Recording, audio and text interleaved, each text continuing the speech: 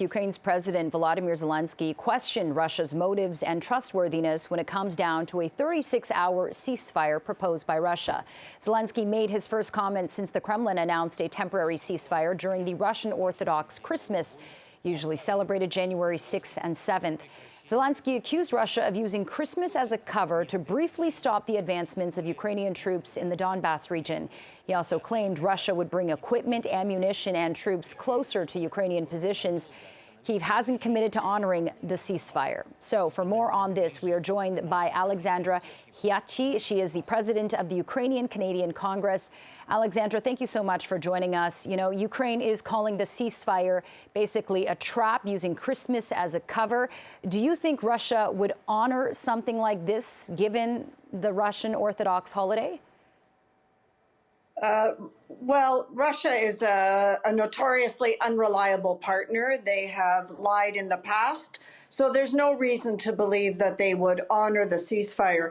But it is hypocritical in the extreme for the leader of a terrorist state to invoke a religious holiday for a ceasefire, and particularly when the war isn't going that well for him. I think that I subscribe to President Biden's assessment that Putin is looking for some oxygen, for a reprieve for his own forces here, and that this has nothing to do with religion or the Christian spirit.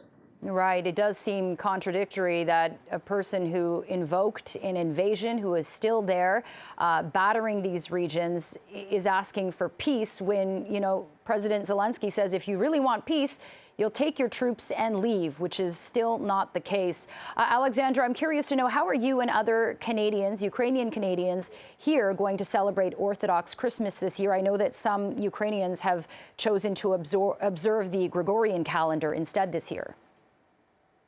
Yes, and that was done as a sign of opposition to Moscow. The thought of celebrating Christmas at the same time as a terrorist state observes that holiday is abhorrent to many of us. And so we are slowly adjusting. I will admit that we weren't quite prepared for the full 12-course traditional Ukrainian meal on the 24th, but we are indeed celebrating this evening, Christmas Eve and Christmas Day tomorrow. But I believe that our religious leaders will be regrouping after these holidays to determine when Ukrainians as a nation should be observing that holiday in the future.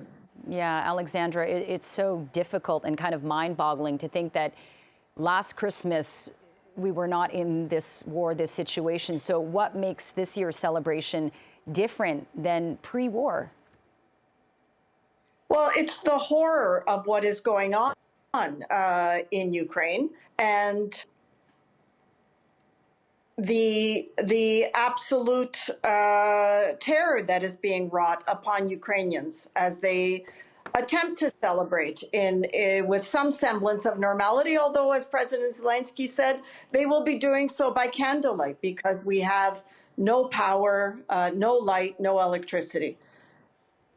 Yeah, absolutely. We know that people, you know, in buildings, maternity wards, hospitals have been targeted. It's just devastating to think of.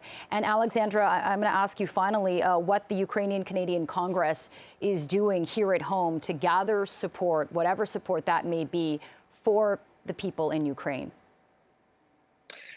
Well, I think that the Ukrainians have kept fighting this long because of the incredible support that we have received from the West.